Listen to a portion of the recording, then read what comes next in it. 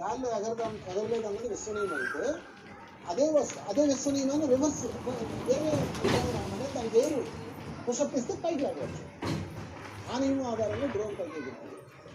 అలాగే కర్మ అన్నది మీరు అనుభవిస్తున్నారు.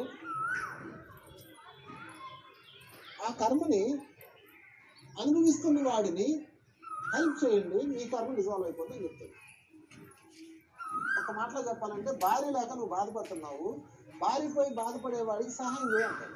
అలాంటి వాడు ఎవడున్నాడు అంటాడు. అదిగో నా సిద్ధుడు ఉన్నాడు, వాళ్ళన్న వాడి వాడి భార్యను తీసుకెళ్ళి నేను తరిమేశాడు, వాడి దగ్గర బలం లేదు, నీ దగ్గర బలం ఉంది కాబట్టి నువ్వు వెళ్ళి అతనికి సహాయం చేయి, వాడి భార్యను వాడికి ఇప్పించి నీ భార్య నీ దొరుకుద్ది అంటాడు. ఆంజనేయం చెప్పిన కర్మ సిద్ధాంతం ఇది.